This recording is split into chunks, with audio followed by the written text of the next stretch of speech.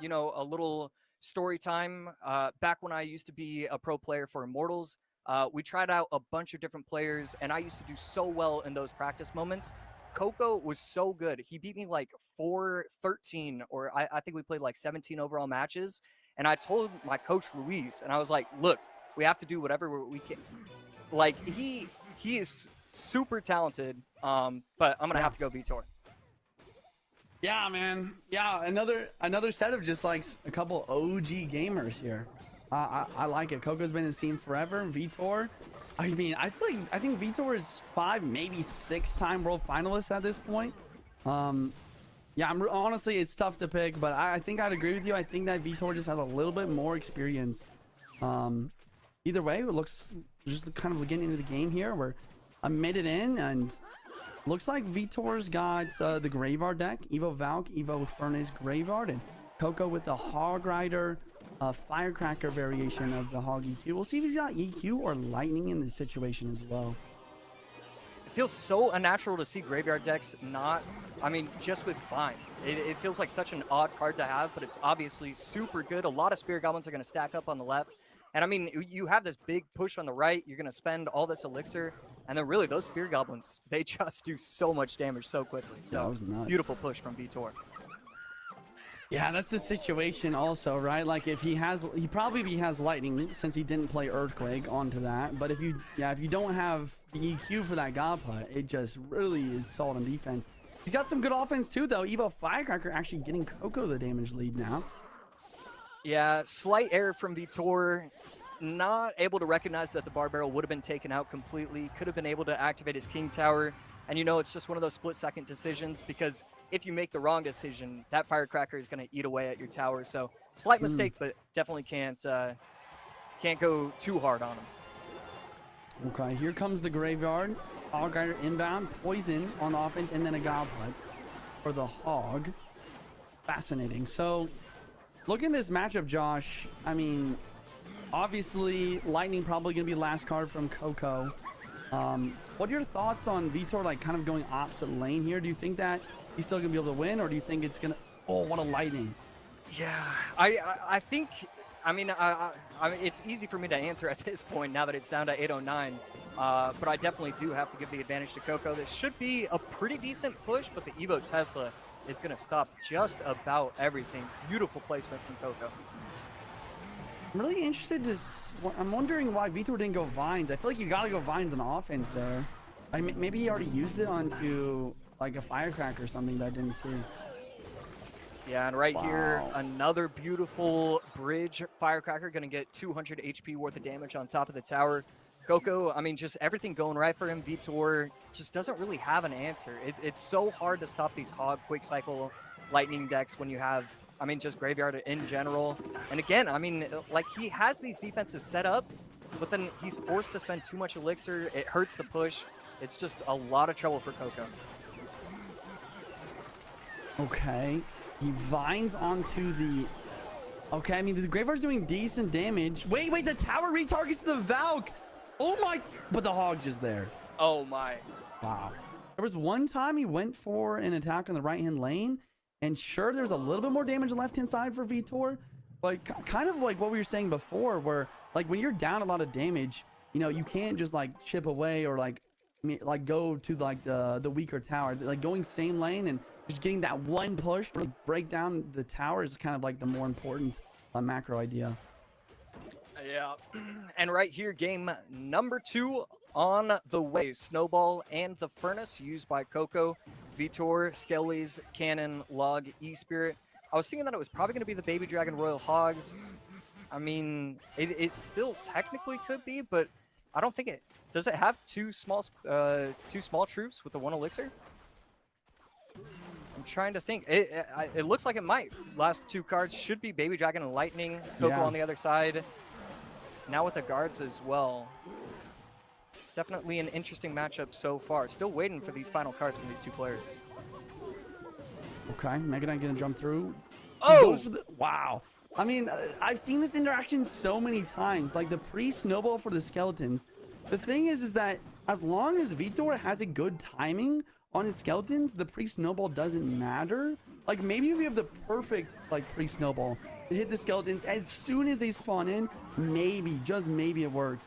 But as long as you play the skeletons right before the Mega Knight's animation is about to happen, you can pull it to the King Tower no matter what. And that's what Vítor's going to do right here. He's up a lot of damage as well. Yeah, I think it's one of those things where if you have the zap, it can be a possible outplay potential kind of play. But if you have the snowball, I think it's just a little bit too... I mean, is it super risky? No, you're only wasting 2 elixir, but that 2 elixir, I mean, it's pretty much best served on top of the crown tower at that point. Right. Okay, drill coming through. Skeletons and log. Like, solid defense for Vítor. Yeah, incredible defense so far. And Coco's really just doesn't have... I mean, Vítor's not really allowing Coco to set up anything. These defenses are really solid, and he's applying a ton of pressure, getting the Royal Hogs when there's no Mega Knight in cycle. So, loving what I'm seeing so far from Vítor. Yeah, yeah. I mean, looking at the matchup, once again, it feels like Coco should have it. He has Ewiz, Snowball, Ewiz for the Mighty Snowball, and Mega Knight for Piggies. Even has Golden Knight. He has Tornado to go with the Golden Knight. But it just goes to show like the power of these Piggies deck. Like if you are having a good start, like this is what he got, right? Like he had got a good start, you got the King active, you got a Piggy connection with Mega Knight out of cycle, like you said, and then he's just gonna sit back and defend now. Like he's just gonna do everything he can to lighten the furnace off the board and just sit back, relax, and try and have these perfect defenses. Yeah, a lot of this is going to rely on how he utilizes the 3-card cycle when he has the Mighty Miner in the field of play, just so that he can cycle cannons, cycle baby dragons. And then I really love what he's doing with these lightnings. As soon as the furnace gets played, he plays the lightning down on top of it. I think it's incredible how he's just controlling the pace of this match. I absolutely agree. Really nice E-Spirit there. Pulling the Mega Knight to the middle of the map. It's a very common idea, but it's very important. And a really good E-Spirit again, cycling back to a 3-card cycle to stop the Golden Knight dash in a very similar fashion. Coco does have a drill with the Evo Furnace, though. This is not super easy. You'll see if Vítor can figure it out. Yeah, great use of the skellies, and I mean, that's going to be another pretty nice cleanup. Takes about 400, 500 HP worth of damage, and now the left side is actually something that he has to be looking at. And I mean, it's almost a tie game. This is the thing with these kind of Mega Knight drill overwhelm decks. You only need one push. Eventually, you're going to have a push where you have the Evo Mega Knight, you have the Golden Knight getting the dash on top of the tower, you have the NATO. So it's definitely not over. There's still a lot of potential for him to come back, and just like that, Coco takes the lead. Yeah, the Baby Dragon was placed 1 tile too low. He goes for lightning onto the Evo Furnace. Maybe a little bit tunnel visioned here. I think he needs to focus more on getting damage. Okay, he's getting a little bit in the right lane. E-Spirit will connect as well. It's very close here, Josh. I don't know what's gonna happen, man. Yeah, I mean, he doesn't have the Evo Mega Knight. He's never going to be able to get it down. The Mega Knight would have followed the Skelly, so that would have been really nice for him. He needs to get a good cleanup. The cannon is going to come down in time. It's an early log, 12:49, 10:18. If he defends this, he wins it. And Vítor, I mean, a back-and-forth game, takes a huge lead, loses everything, and now he's able to save it and bring it to a game number 3. So, you know, everything going on with all that. For sure. All right, happening into game 3, we have Vítor bringing the Pancake Tower. It's kind of surprising. We have not seen a single Golem today, actually. I feel like Golem is just the strongest deck in the game right now. There's definitely a few decks that you can use to counter it. It's not like there's no counters to it at all. But we'll see what Vítor's going to be bringing. The Golem or the Gob Giant? Yeah, Golem's always one of those weird decks. It's very similar to Expo, where even if it does really work on ladder, sometimes it only works on ladder because you have that 60% win rate and you eventually climb up, and it can be really difficult, especially if you don't know all the tiny little interactions. I mean, Golem is definitely one of...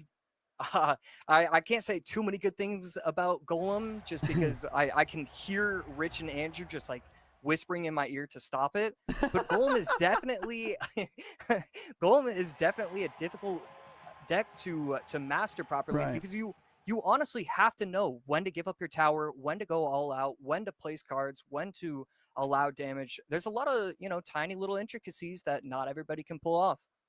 Yeah, I do agree with you. Like historically, historically that's why Golem's never been played really in CRL, right?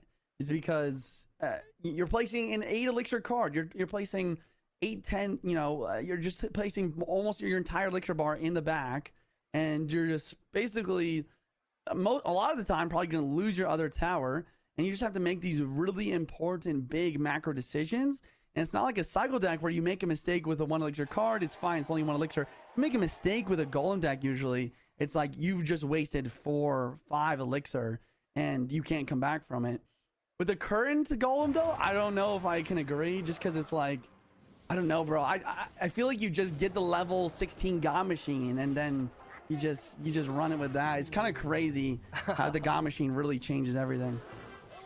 Yeah, we could see that right now. The Golden Knight plus the minions. This is going to be a pretty nasty push going in with the Rage as well. So Vítor going all out. Dash has already been used, so he can't activate it once again, but he's going to get the tower down to 2395.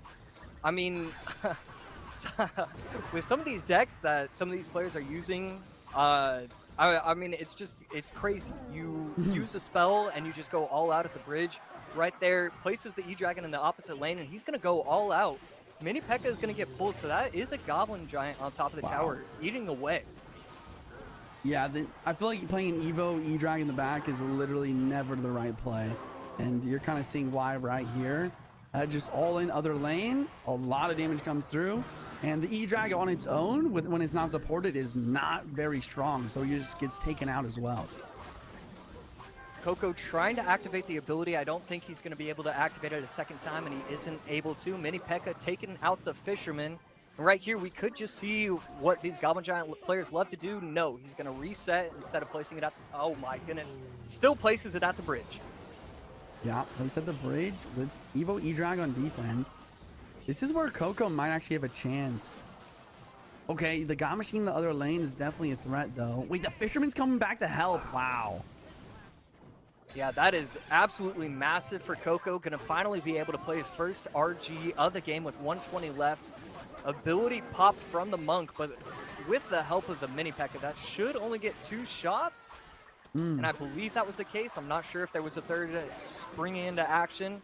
And Mini P.E.K.K.A also taking out the Fisherman, so incredible value from Vítor's Mini P.E.K.K.A. Trying to play the high, trying to control the bridge here. Oh, it's over. Yeah, the Fireball Log E-Drag somehow was not enough to clean the Evo Witch. The healing ability is disgusting. The God Machine connects, level 12 God Giant in the tower, and Vítor the celebration takes the win, and it's just over. Coco does have a chance in the lower bracket, but Vítor really doing a great job. Going to be our first quarter finalist locked in here in the bracket.